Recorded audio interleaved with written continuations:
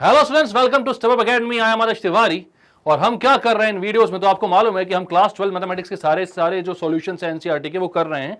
सारे कॉन्सेप्ट्स को हम समझते हैं और सारी एक्सरसाइज को वन बाय वन एक एक क्वेश्चंस को यहाँ पर सॉल्व करते हैं। और उसके बाद आपके पास होता है बोनस कंटेंट, जहां पर हम जितनी भी अच्छी रिफ्रेशंस है, जैसे कि आरडी शर्मा, अग्रवाल, पीवाईक्यूज जो होते हैं, वो सब कुछ सॉल्व करते हैं हर एक चैप्टर के।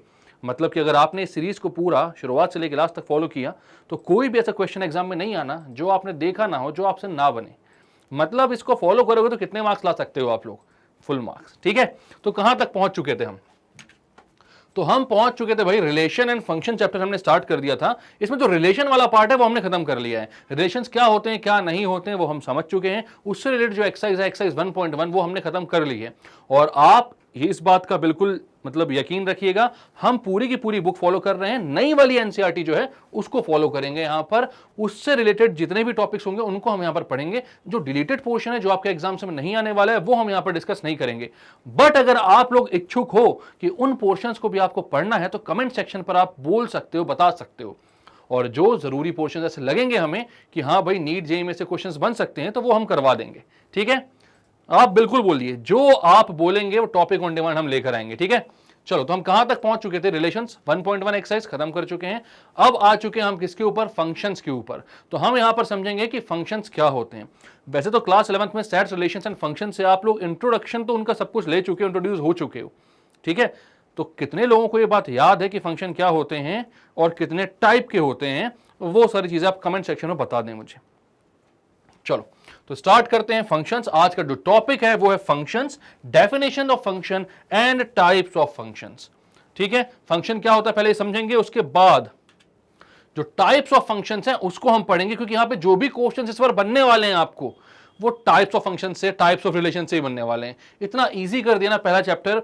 जो इन्वर्टिबल फंक्शंस होते थे, इनवर्स ऑफ फंक्शन होते थे, कॉम्पोजिशन ऑफ फंक्शन होता था, वो सब कुछ हटा दिया है। तो फॉग, गॉफ कुछ नहीं आ रहा है, फंक्शन ऑफ अ फंक्शन नहीं आ रहा है। तो इतना इजी है। क्या आएगा? तो भाई ज्यादा से ज्यादा टाइप्स ऑफ फंक्शन आएगा। ठीक है, टाइप्स ऑफ रिलेशन आएगा। टाइप्स ऑफ रिलेशन आप पढ़ चुके हो, ट्रांजिटिव, रिफ्लेक्सिव, सिमेट्रिक, सब जानते हो। अब आते हैं हम function, definition and types of function. ठीक है, फंक्शन को हम दो तरीके से डिफाइन कर सकते हैं। सबसे पहला होता है सेट ऑफ ऑर्डर्ड पेयर्स से।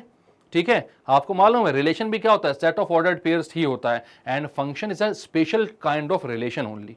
ठीक, और दूसरा हम किससे डिफाइन कर सकते हैं? तो दूसरा हम as a correspondence, function as a correspondence, मतलब कि सेट ऑफ रूल्स। ठीक है, ज्यादा कुछ यहां पर आपको घबराने की जरूरत नहीं कि दो अलग अलग तरीके क्या हैं। भाई दोनों में डेफिनेशन तो सेम ही होनी है। ठीक है, तो डिफरेंस कहां पर आता है? यहां पर जो भी चीज पहले हम डिफाइन करेंगे वो ऑर्डर्ड पेयर्स और सेट को लेकर डिफाइन करेंगे, और जो फंक्शन एज अ करस्पॉन्डेंस में हम डिफाइन करेंगे, जो रूल्स हैं थ्योरेटिकली, वो हम वहां पर एक्सप्लेन करेंगे। क्लियर है? तो सबसे पहले देखते हैं function as set of ordered pair क्या होता है।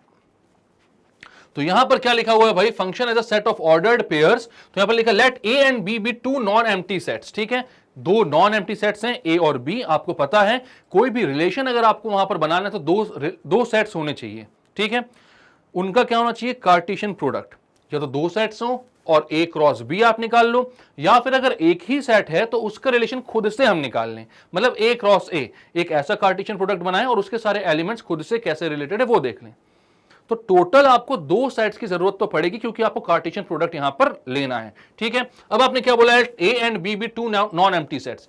दो ऐसे सेट्स हैं जो कि नॉन एम्प्टी हैं। Relation F from A to B.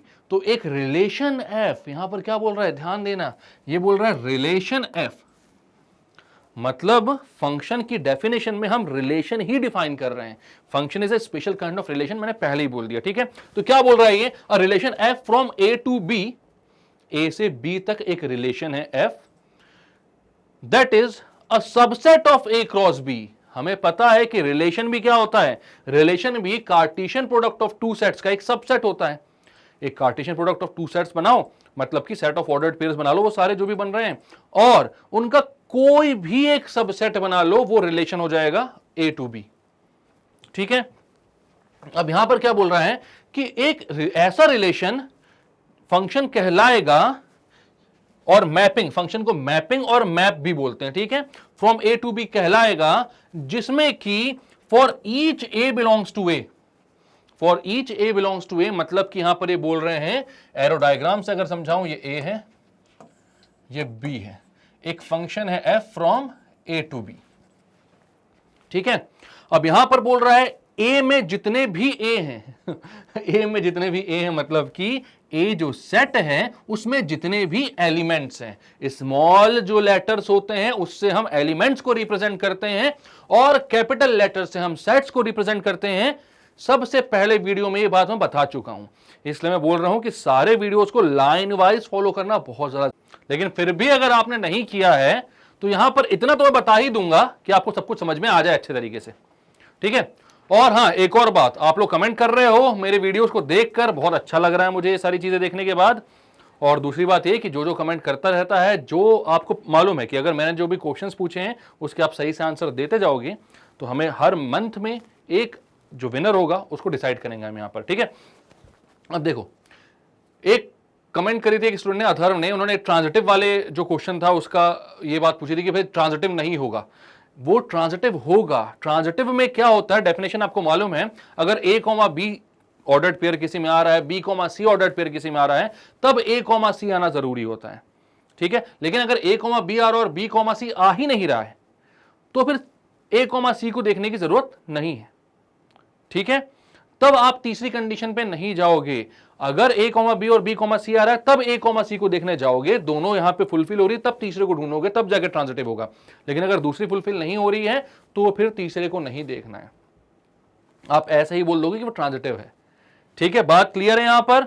चलो, तो जो भी क्वेश्चन आप पूछोगे मैं आपके आंसर जरूर करूंगा, और नाम तो आपका भाई समझ ही रहा है, हमको याद हो ही जा रहा है। जो भी कमेंट करता है सबके नाम यहां पर मैं ले लेकर उसे कमेंट के आंसर दूंगा, ठीक है। चलो, तो यहां पर क्या बोला गया है, for each A belongs to A there exist B belongs to B such that A comma B belongs to F, ठीक है। पहली कंडीशन क्या हो रही है, तो पहली कंडीशन हो रही है कि हर जो ए सेट में आने वाला स्मॉल एलिमेंट है, स्मॉल ए, ठीक है, स्मॉल एलिमेंट मतलब कि एलिमेंट है, तो जो भी कैपिटल ए सेट में आ रहा है, कोई भी एलिमेंट, हर की बात कर रहे हैं यहां पर, जितने भी एलिमेंट्स आ रहे हैं ए में, अगर मैं बोलता हूं यहां पर एलिमेंट्स आ रहे हैं 1 2 3, जरूरी नहीं है लेटर्स हो सकता है नंबर्स हो, ये सारे के सारे जो है इनको कौन रिप्रेजेंट कर रहा है, ये स्मॉल ए, ये रिप्रेजेंट कर रहा है ए सेट में आने वाले सारे एलिमेंट्स को, ठीक है। तो यहां पर क्या बोल रहा है, for each A belongs to ए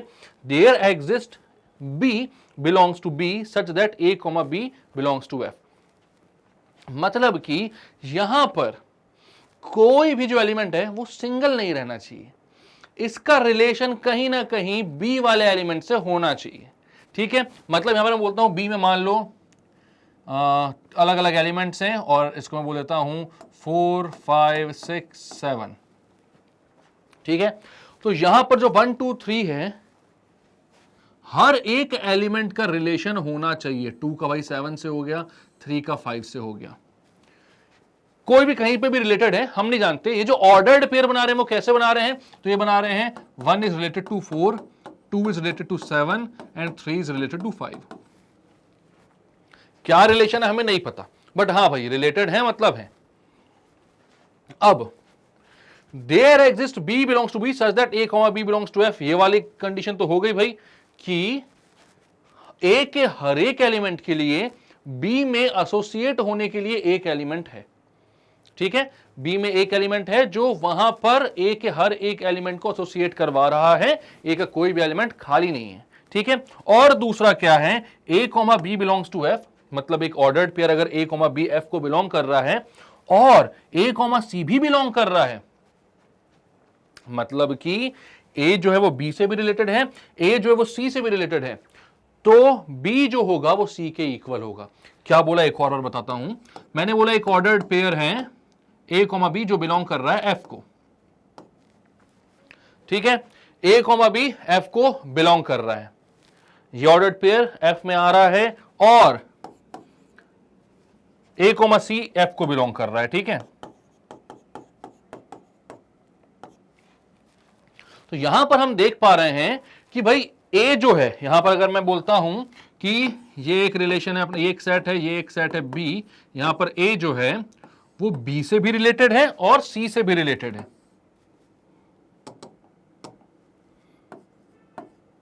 ए जो है बी से भी रिलेटेड है और सी से भी रिलेटेड है। तो आपको यहां पर दिख रहा है कि ए से रिलेट होने वाले यहां पर दो एलिमेंट्स हो रहे हैं, बट फंक्शन के केस में यह पॉसिबल नहीं है।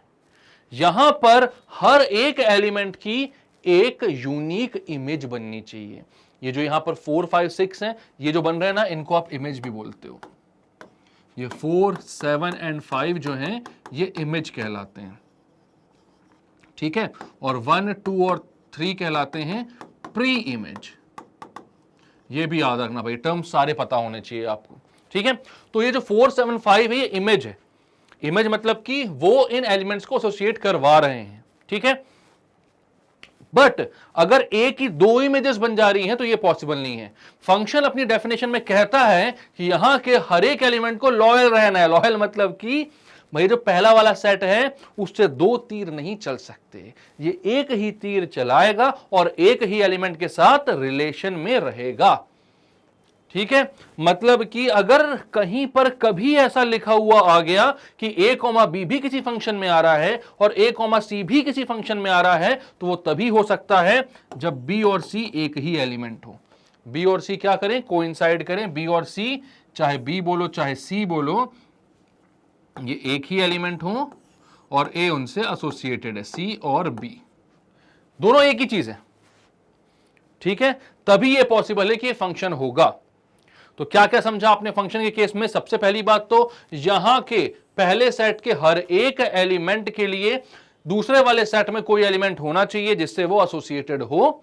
और दूसरी बात ये कि भाई यहां का कोई भी ऐसा एलिमेंट नहीं हो सकता जो यहां पर किन्हीं दो एलिमेंट से एसोसिएटेड हो, ठीक है। ये ऑर्डर्ड पेयर वाली लैंग्वेज में आप समझ रहे हो, इसको अभी अपन लोग डेफिनेशन से भी पढ़ेंगे, करस्पॉन्डेंस से। यहां पर क्या बोला, a, b भी अगर f में बिलोंग करता है और a, c भी f को बिलोंग करता है, तो भाई a जो है वो b से भी रिलेटेड है, a जो है वो c से भी रिलेटेड है। तो तभी पॉसिबल है अगर ये फंक्शन है, ऑलरेडी फंक्शन बोल दिया गया है आपको, तो ये तभी पॉसिबल है जब b और c इक्वल हो, क्योंकि a जो है वो अलग अलग दो एलिमेंट से रिलेटेड नहीं हो सकता। तो क्लियर है, ये है function as a set of ordered pairs. अब फंक्शन एज एन करस्पॉन्ड या एज अ करस्पॉन्डेंस क्या होता है, तो आप अभी देखोगे फंक्शन एज अ करस्पॉन्डेंस क्या होता है।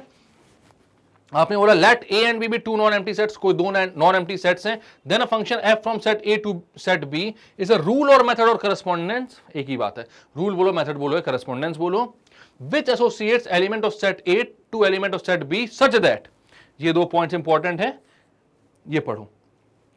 ऊपर वाला तो सेम है भाई कि a और b में कोई एक फंक्शन है, ठीक है, और सेट A को सेट B से रिलेट किया जा रहा है। तो पहला वाला सेट आपका A है और दूसरा वाला सेट क्या है, B है, ठीक है। अब यहां पर क्या बोल रहा है, all elements of set A are associated to elements in set B। वही चीज मैंने बोली कि भाई जो ऑर्डर्ड पेयर से आपने समझाया था कि for each A belongs to A exist B belongs to B, तो मतलब यही था यहां पर कि A के हर एक एलिमेंट जो है, A में आने वाले सारे एलिमेंट्स B में आने वाले किसी एक एलिमेंट से एसोसिएटेड होने चाहिए, कोई किसी से भी हो, जरूरी नहीं सामने सामने वाले हो, ठीक है। तो कोई किसी से भी हो, तो बट यहां पर A, B और C जो है ये एसोसिएटेड होने चाहिए यहां के एलिमेंट से, ठीक है। एक भी एलिमेंट A का ऐसा नहीं होना चाहिए। अगर मैं एग्जांपल देकर बात करूं तो भाई ये फंक्शन है, तो आप बोलोगे हाँ ये फंक्शन है, ठीक है। अब फंक्शन कौन नहीं है, तो अगर आप बोलते हो पहले वाले रूल से अगर आप निकाल रहे हो A और B, यहां पर आप बोलते हो A B C D E F G और A E से रिलेटेड है, C F से रिलेटेड है, तो यहां पर आप देख रहे हो B भाई सिंगल छूट गया, यानी उससे रिलेटेड होने के लिए कोई भी एलिमेंट नहीं है। मतलब A के सारे एलिमेंट्स एसोसिएट नहीं हो पाए, और अगर A के सारे एलिमेंट्स एसोसिएट नहीं हो पाए तो आप यहां पर बोलोगे नॉट अ फंक्शन, ये फंक्शन नहीं है। ये पहले वाले रूल से आप बोल पा रहे हो, ठीक है। पहले वाले रूल में क्या बोला, all elements of set A are associated to elements in set B, सारे ही एलिमेंट्स जो है उनको सेट B के एलिमेंट्स से एसोसिएट होना चाहिए, ठीक है। अब यहां पर सेट जो दूसरा वाला रूल है उसको हम पढ़ते, तो यहां पर क्या बोल रहा है, an element of set A is associated to unique element in set B। मतलब वही बोला मैंने कि भाई हर एक एलिमेंट एसोसिएटेड होना चाहिए, ये सही है, और हर एक एलिमेंट किसी यूनिक एलिमेंट से एसोसिएटेड होना चाहिए। मतलब किसी भी इमेज के लिए एक ही प्री इमेज बनेगी, सॉरी, किसी भी प्री इमेज के लिए एक ही इमेज बनेगी, यानी कि ए में आने वाला कोई भी एलिमेंट जो है वो बी में आने वाले दो अलग अलग एलिमेंट से एसोसिएटेड नहीं हो सकता, वो दो अलग अलग एलिमेंट से एसोसिएटेड नहीं हो सकता। मतलब कि अगर इसके हिसाब से देखूं ये फंक्शन है, हाँ है, क्योंकि भैया ए ई के साथ है, बी डी के साथ है और सी एफ के साथ एसोसिएटेड है। लेकिन अगर यहां पर मैं एक फंक्शन ऐसा बनाऊं, मतलब एक ऐसा रिलेशन बनाऊं और बोल दूं कि ये फंक्शन है ए टू बी,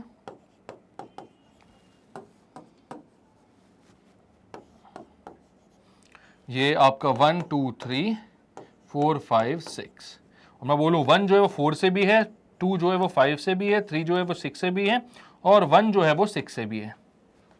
तो यहां पर 1 जो है वो दो अलग अलग एलिमेंट्स एसोसिएटेड हो रहा है 4 और 6 से, जो कि गलती कर दे रहा है, क्योंकि यहां पर क्या बोला गया है, an element of set is associated to a unique element in set B. हर एक एलिमेंट को यूनिक एलिमेंट से एसोसिएटेड होना चाहिए, ये नहीं है फंक्शन, ठीक है, ये फंक्शन नहीं है।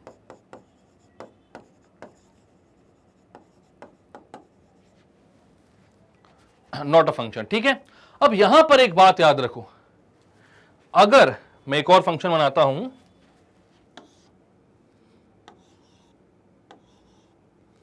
ये हो गया आपका 1 2 3 4 5,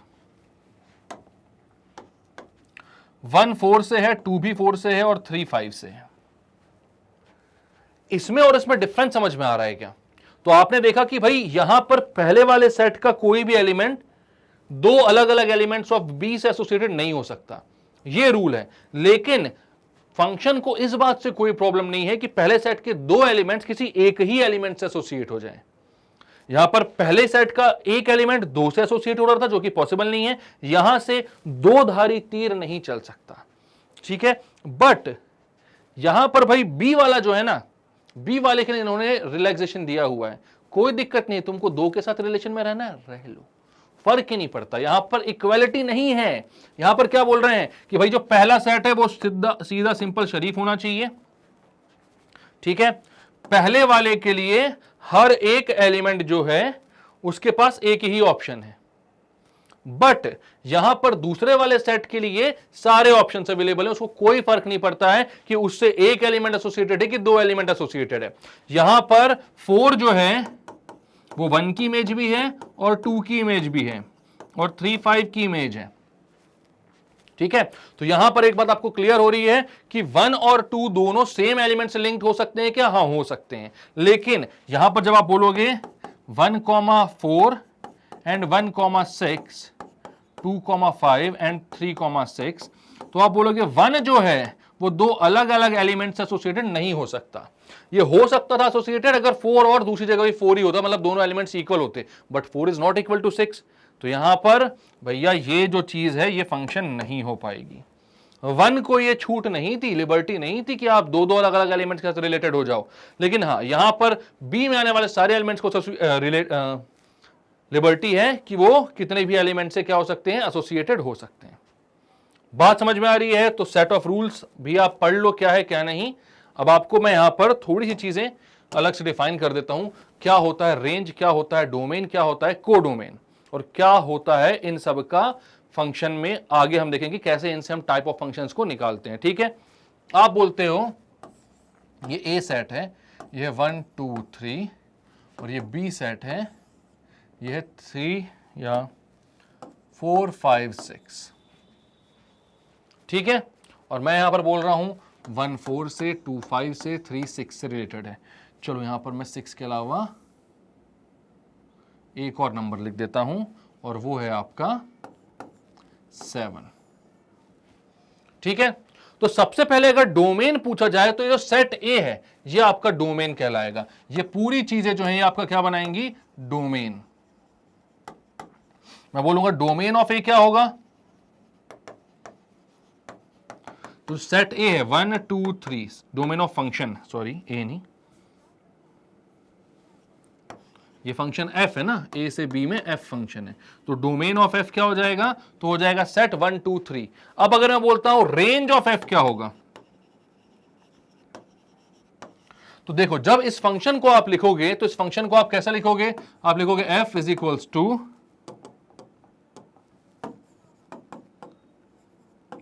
1,4 2,5 3,6 ऐसे लिखोगे।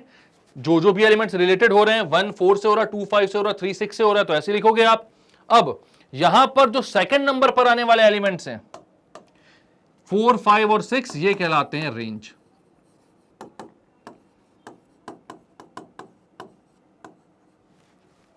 और जो फर्स्ट नंबर पे आ रहे हैं 1 2 3, वो क्या कहलाते हैं, डोमेन। क्लियर है बात। अब मैं पूछता हूं कोडोमेन क्या होता है। तो देखना यार, जो डोमेन आ रही है, सॉरी जो रेंज आ रही है, वो कहां से आ रहा है, तो वो आ रहा है बी वाले सेट से।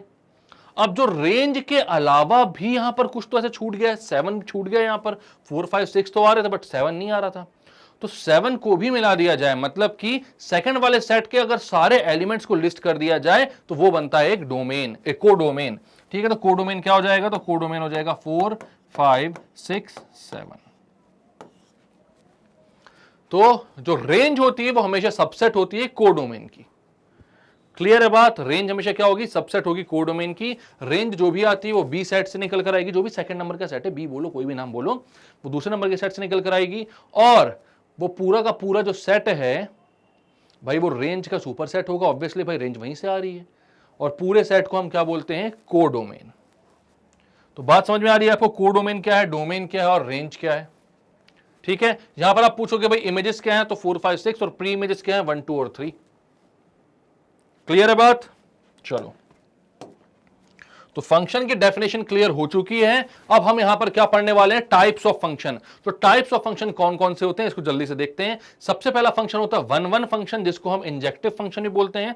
दूसरा होता है ऑन टू फंक्शन, जिसको हम सर्जेक्टिव फंक्शन भी बोलते हैं, सर्जेक्शन इंजेक्शन। ठीक है, और एक होता है 1 1 एंड ऑन टू फंक्शन, उसको हम बोलते हैं बाइजेक्शन। ऐसा फंक्शन जो 1 1 भी हो और ऑन टू भी हो। ठीक है, अब 1 1 का उल्टा होता है मैनी वन फंक्शन, वो भी कुछ फंक्शंस होते हैं, और ऑन टू का उल्टा होता है इन टू फंक्शंस। तो उनको भी हम यहां पर देख लेंगे, क्या होते हैं 1 1, क्या होते हैं मैनी वन, क्या होते हैं ऑन टू, और क्या होते हैं इन टू, एंड देन क्या होते हैं बाइजेक्शंस, जो कि 1 1 और ऑन टू दोनों होते हैं। ठीक है, चलो सबसे पहले देखते हैं क्या आ गया, ये 1 1 आया। ठीक है, तो 1 1 फंक्शन क्या होता है, जिसको इंजेक्शन फंक्शन भी बोलते हैं, इंजेक्टिव फंक्शन भी बोलते हैं। ठीक है, a function f from x to y is defined to be 1 1। कोई भी फंक्शन जो होगा 1 1 कब होगा, सेम बात है इंजेक्टिव भी, if the images of distinct element of x under f are distinct. ठीक है, that is for every x1 x2 belongs to x, f of x1 equals to f of x2 implies that x1 is equals to x2, otherwise f is called many one function। क्या समझ में आया। तो यहां पर भाई जो मैंने इससे पहले बनाया था ना, जहां पर 2 और 1 दोनों एक ही एलिमेंट से रिलेटेड थे, वैसा नहीं होना चाहिए। मतलब कि हर इमेज की भी सिर्फ एक ही प्री इमेज होनी चाहिए, कोई भी एलिमेंट यहां पर दो अलग अलग एलिमेंट से रिलेटेड नहीं होना चाहिए। ठीक है, बी का कोई भी एलिमेंट, मतलब कि एक सेट के कोई भी 2 या 3 या 4 एलिमेंट्स का सेम आउटपुट नहीं आना चाहिए। सेम आउटपुट सेम इनपुट पर ही आएगा, different input will generate different output. बात समझ में आ रही है। अगर आप यहां पर क्या बोलोगे कि f of x1 अगर f of x2 के इक्वल है, तो अब सबसे पहला क्वेश्चन आपको यह पूछना चाहिए कि f of x1 क्या है, f of x2 क्या है। तो भाई याद रखना, अगर मैं यहां पर बोलता हूं ये आपका a है, ये b है, सेट है फ्रॉम a टू b, यहां पर x1 x2 x3 आते हैं, तो इनका जो आउटपुट आ रहा है वो आएगा भाई आपके b सेट में। ये आपके जो रेंज होती थी वो f of x1 f of x2 और f of x3 देते हैं। ठीक है, मतलब कि f of x1 और f of x2 क्या है, आउटपुट है, जो कि b वाले सेट में दूसरे सेट में आते हैं, और x1 और x2 और x3 क्या है, वो इनपुट है। ये लिखने का तरीका है। ठीक है, ये लिखने का तरीका होता है आपका।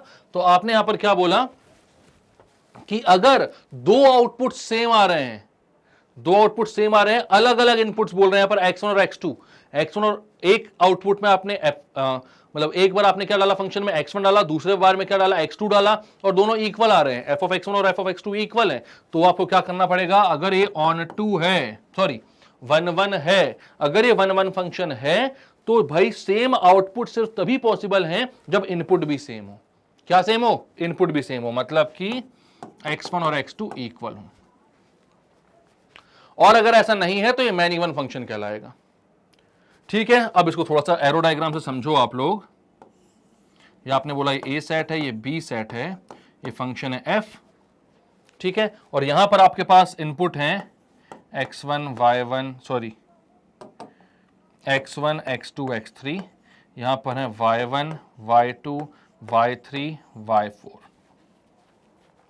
अगर x1 जो है वो y1 से रिलेटेड है, x2 y2 से रिलेटेड है, x3 y3 से रिलेटेड है, मतलब कि हर एक इनपुट का एक यूनिक आउटपुट बन रहा है, तो ये कहलाएगा 1-1 फंक्शन।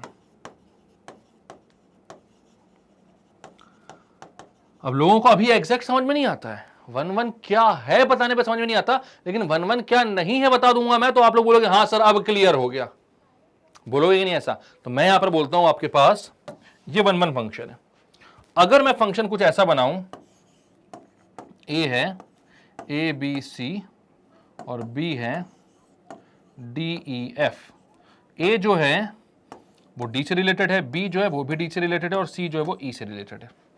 अब ये पॉसिबल है ना कि ए और बी दोनों क्या हो जाएं, किसी एक एलिमेंट से रिलेटेड हो जाएं, ठीक है, लेकिन हाँ ये पॉसिबल नहीं था कि ए अकेला दो एलिमेंट से रिलेटेड हो जाए, वो पॉसिबल नहीं है, ठीक है। तो आपने यहां पर क्या बोला, ए भी डी से रिलेटेड है, बी भी डी से रिलेटेड है, मतलब कि ये 1-1 फंक्शन नहीं है, हर एक इनपुट का डिफरेंट आउटपुट नहीं मिल रहा है, यहां पर दो डिफरेंट इनपुट्स पर सेम आउटपुट मिल जा रहा है। यानी कि इसका अगर ऑर्डर्ड पेयर बनाओगे तो कैसे दिखेगा, तो दिखेगा ए कॉमा डी, डी को स्मॉल बनाओ ना, इसने क्या ऐसा खास कर लिया है जो बाकी सब स्मॉल है और ये कैपिटल चल रहा है, डी को स्मॉल लिखो, तो ये a comma d, b comma d and c comma e हो जाएगा। बट आप ये बात जानते हैं कि अगर इसको 1-1 फंक्शन बनना है तो हर एक को एक यूनिक ही आउटपुट के साथ रिलेटेड होना चाहिए था। ए के लिए अगर डी बन रहा था तो बी के लिए ई और सी के लिए एफ बन जाता, चल जाता, ठीक है, या बी के लिए एफ और सी के लिए ई बन जाता तो भी चलता, लेकिन दोनों के लिए डी बन गया तो भैया ये फंक्शन तो है, फंक्शन है, क्योंकि यहां पे हर एक एलिमेंट जो है वो एसोसिएटेड है किसी ना किसी एलिमेंट के साथ। और दूसरी बात ये कि यहां पर कोई भी एक एलिमेंट ए का किन्हीं दो अलग अलग एलिमेंट से रिलेटेड नहीं है, तो फंक्शन की जो सारे क्राइटेरिया है वो फुलफिल कर रहा है। लेकिन अब फंक्शन में भी स्पेशल काइंड ऑफ फंक्शन कौन सा हो रहा है भाई, 1-1 फंक्शन, तो 1-1 जो है उसके यहां पर क्राइटेरियाज पूरे नहीं हो पा रहे हैं, ये मैनी वन फंक्शन है। कैसा फंक्शन है? मैनी वन, क्योंकि मैनी इनपुट्स का सेम आउटपुट आ जा रहा है। तो बात समझ में आ रही, 1-1 क्या होता है, इंजेक्शन किसको बोलते हैं, क्लियर करें इसको, आगे चलते हैं अपन नेक्स्ट वीडियो पर, सॉरी नेक्स्ट क्वेश्चन पर। वीडियो कहां से पहुंच जाओगे तुरंत, अभी बची हुई ये चीजें यहां पर समझ लो पहले। तो क्या बोल रहा है अब है ऑन टू या सरजेक्शन, ठीक है। तो भाई यहां पर पढ़ लेते हैं एक बार, फिर एक छोटी सी बात बताऊंगा मैं अच्छे से, वो आपको समझ में आ जाएगा, ठीक है। तो क्या बोला, a function f from x to y is set to be onto, कोई भी एक फंक्शन है ऑन टू कब कहलाता है, if every element of y is the image of सब element of x under f, ठीक है। For every y belongs to y there exist an element x in x such that f of x equals to y। मतलब कि ये बोल रहे हैं कि for every image there must be a pre image. मतलब अभी तक क्या था, फंक्शन ने एक ही चीज बोली थी कि फर्स्ट वाले सेट के सारे एलिमेंट्स को एसोसिएट होना चाहिए दूसरे वाले सेट के साथ, दूसरे वाले के कुछ लोग सिंगल भी छूट जाएंगे तो फर्क नहीं पड़ता, फंक्शन तो ये हो गया। लेकिन हां अब उसको अगर क्या बनना है, उसको बन रहा है ऑन टू फंक्शन। तो ऑन टू फंक्शन में क्या होता है कि जो बी सेट है उसके भी सारे एलिमेंट्स को एसोसिएटेड होना चाहिए ए सेट के साथ। यानी कि अगर मैं बोलता हूं ये ए है, ये बी है, ये ए बी सी है, ये डी ई एफ है, और मैं बोलता हूं ए डी से है, बी ई से है, सी एफ से है, तो यहां पर आप देख रहे हो कि एक्चुअल में जो कोडोमेन है, बी में आने वाले सारे एलिमेंट्स कोडोमेन को फॉर्म करते हैं, आपको बता चुका हूं पहले। बी में जितने एलिमेंट्स आएंगे सब क्या होंगे, कोडोमेन में, और इसमें जो भी एलिमेंट्स एसोसिएटेड होंगे किसी एक एलिमेंट के साथ ऑर्डर्ड पेयर में आ रहे होंगे वो आपका रेंज बनाएगा। बट यहां पर कोडोमेन जो है वही रेंज है, क्योंकि हर एक एलिमेंट जो है वो क्या है, एसोसिएटेड है किसी न किसी के साथ, सिंगल नहीं है कोई भी। तो आपने क्या बोला, कोडोमेन जब रेंज बन जाए तो ये हो जाता है फंक्शन ऑन टू। तो ऑन टू फंक्शन क्या हो गया? तो भाई जब भी there exist a pre image for every element in the second set, ठीक है, तो यहां पर क्या बोल रहा है? If every element of y, आपको बताना पड़ेगा ना, a टू b है, x टू y है, फंक्शन कहां से कहां तक है, तो यहां पर बोल रहा है for every, if every element of y is the image of some element of x, ठीक है, अगर y में आने वाले सारे एलिमेंट जो हैं वो किसी ना किसी एक एलिमेंट की इमेज हैं, तो वो बनाते हैं क्या? वो बनाते हैं आपके ऑन टू फंक्शंस, ठीक है। यहां पर एक चीज और क्या लिखी हुई है, y belongs to y, y जो है वो b में आने वाले सारे एलिमेंट्स को रिप्रेजेंट कर रहा है, और एलिमेंट ऑफ x, x मतलब कि इसकी बात कर रहे हैं अपन ने, a और b को ले लिया है, ठीक है। तो यहां पर there exist an element x in x such that f of x equals to y।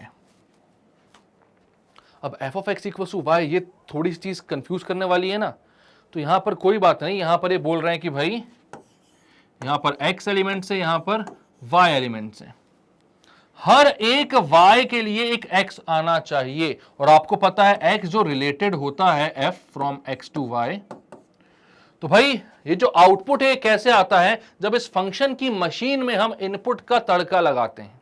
मतलब क्या बोला आपने कि भाई जब जो भी फंक्शन होता है उसमें आपने इनपुट डाला कहां से? पहले वाले सेट से, और आउटपुट में आपको क्या मिला? यहां के जो भी एलिमेंट्स होते हैं वो, ठीक है। तो यहां पर आपने क्या बोला कि अगर हर एक y के लिए एक x है जिसको फंक्शन f में आप पुट करोगे तो y मिल जाएगा, मतलब कि f ऑफ x जो है वो y के इक्वल आएगा for every x belongs to x, every small x belongs to capital x, ठीक है, इस सेट में आने वाले, तो ये कहलाएगा ऑन टू फंक्शन।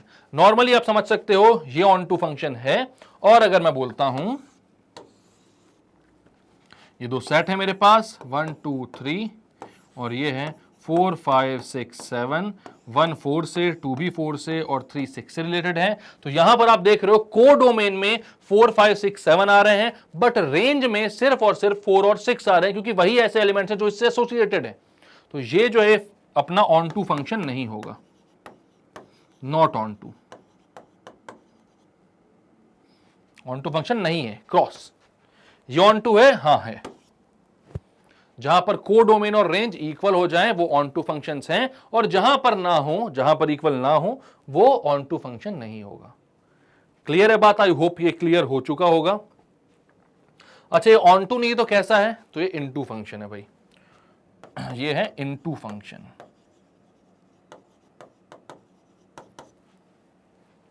जो ऑन टू नहीं होता वो क्या होता है? तो इनटू होता है। क्लियर है बात? चलो, अब नेक्स्ट क्वेश्चन क्या बोल रहा है? तो नेक्स्ट क्वेश्चन ही नेक्स्ट डेफिनेशन है, ये बहुत ही आसान है। कोई भी ऐसा फंक्शन जो 1 1 भी हो और ऑन टू भी हो, ठीक है, 1 1 भी हो और ऑन टू भी हो, वो कहलाता है बाइजेक्शन, ठीक है। अब आप सोच रहे हो क्या ऐसे फंक्शंस होते हैं जो 1 1 है बट ऑन टू ना है, और ऑन टू है बट 1 1 नहीं है?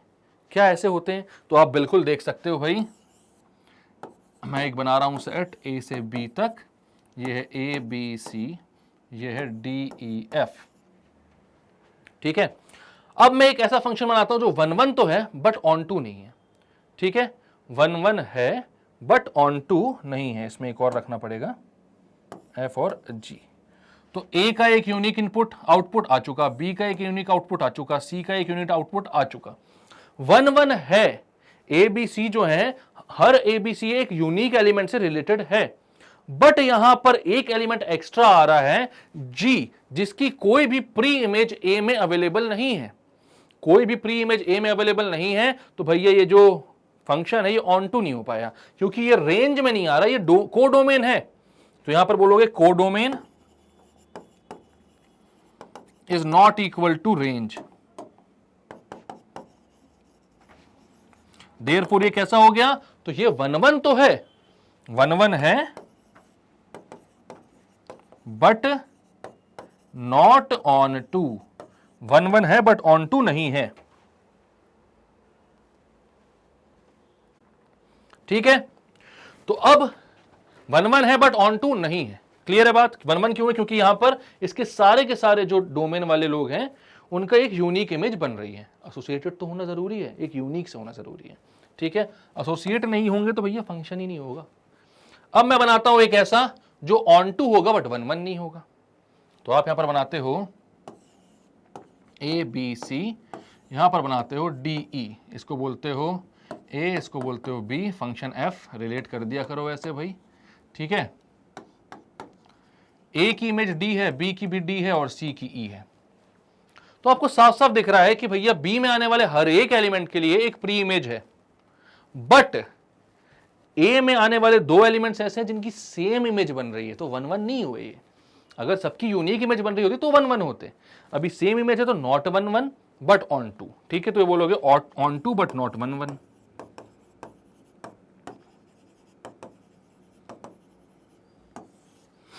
ठीक है। ये 1 1 है बट ऑन टू नहीं है, ये ऑन टू है बट 1 1 नहीं है। अब मैं बनाता हूं एक ऐसा सेट जो 1 1 भी होगा और ऑन टू भी होगा। A B C D E F, A D से है, बी एफ से है, सी ई से है, कोई की से भी हो जाए फर्क नहीं पड़ता, लेकिन हाँ हर एक एलिमेंट के लिए एक ही आउटपुट होना चाहिए। सेम इनपुट पे डिफरेंट आउटपुट नहीं हो सकता। 1 इनपुट के लिए मतलब एक ही इनपुट के लिए एक ही आउटपुट होना चाहिए, और यहां का हर एक एलिमेंट एसोसिएटेड होना चाहिए, तो वो एसोसिएटेड है। यहां भी कोई सिंगल नहीं है, यहां तो कोई सिंगल रहने का सवाल ही नहीं उठता, बट यहां पर सब लॉयल हैं, ठीक है। मतलब कि लॉयल तो वैसे भी रहते हैं ये, यहां पर भी सब लॉयल है, किसी भी एक आउटपुट के लिए सेम डिफरेंट इनपुट्स नहीं है, ठीक है, डिफरेंट इनपुट्स नहीं है। यहां पर आप देख पा रहे हो कि ए भी डी से रिलेटेड, बी एफ से, सी ई से। ऐसा नहीं है कि ए और बी दोनों डी से रिलेटेड है, ऐसा भी नहीं है। तो ये 1 1 है और सारे के सारे एलिमेंट्स एसोसिएटेड है, तो ऑन टू भी है। और ऐसे जो फंक्शंस होते हैं जो कि 1 1 भी हो और ऑन टू भी हो, वो कहलाते हैं हमारे बायजेक्शन, ठीक है। कौन से? बायजेक्टिव फंक्शन बोले इसको, बायजेक्शन भी बोलते हैं, ठीक है। Bijection 1 1 and onto functions both जो हो वो कहलाते हैं बायजेक्शंस, ठीक है। तो ये है हमारा 1 1 एंड ऑन टू, इसको हम बोलते हैं बायजेक्शन। जो इंजेक्शन भी हो, सरजेक्शन भी हो, ये कहलाता है बायजेक्शन। क्लियर है बात? चलो, तो बायजेक्शन क्लियर हो गए, और इसी के साथ सारे टाइप्स ऑफ फंक्शन आपने यहां पर देख लिए हैं। हमने क्या क्या देखा? तो भाई कौन से फंक्शंस होते हैं 1 1, कौन से होते हैं मैनी 1, कौन से होते हैं ऑन टू, कौन से होते हैं इन टू, और फिर हमने देखा कौन से होते हैं बायजेक्शन, जो कि 1 1 और ऑन टू दोनों होते हैं। और एक खुशखबरी यह है कि इतनी इजी चीज लगी होगी ये, ठीक है, और इसी से क्वेश्चंस आने हैं आपके, और कुछ भी नहीं आना, इनसे क्वेश्चंस आने हैं 1 1 ऑन टू से और रिफ्लेक्सिव सिमेट्रिक ट्रांजिटिव से रिलेशंस में, बाकी सब कुछ हट चुका है। तो बोर्ड के लिए तो आपकी फुल प्रूफ तैयारी यहां पर हो जाएगी, ठीक है। तो आई होप ये वीडियो आपको समझ में आया होगा सब कुछ। अगर कोई भी डाउट फिर भी हो तो आप कमेंट सेक्शन में पूछ लिया करिए, जैसे कि बाकी सारे स्टूडेंट्स पूछते हैं। और शुरुआत से लेकर लास्ट तक बने रहने के लिए thank you from me and step up academy, ठीक है। और अगर वीडियो अच्छा लगा तो लाइक कर दो यार, सब्सक्राइब करो चैनल को, कमेंट किया करो और शेयर किया करो अपने सारे फ्रेंड्स एंड रिलेटिव के साथ। नेक्स्ट वीडियो में हम सीखेंगे कि कैसे हम पता करें कि कौन सा फंक्शन 1 1 है, कौन सा ऑन टू है, कौन सा बायजेक्शन है। इन सबको पता करने की जो टेक्निक्स होती हैं वो नेक्स्ट वीडियो में सीखेंगे। कुछ बहुत अच्छे क्वेश्चंस को वहां पर सॉल्व करेंगे, एंड देन उसके बाद एक्सरसाइज पर आगे बढ़ेंगे। उसके बाद इसके सारे एक्सरसाइज को खत्म करने के बाद हम लेकर आएंगे जो most expected and important question है उनको। तो इस चैप्टर के हर तरीके के क्वेश्चन सॉल्व करने वाले हैं। बने रहना स्टेप अप एकेडमी के साथ, ठीक है। मिलेंगे नेक्स्ट वीडियो में, तब तक के लिए bye bye, keep studying and take care.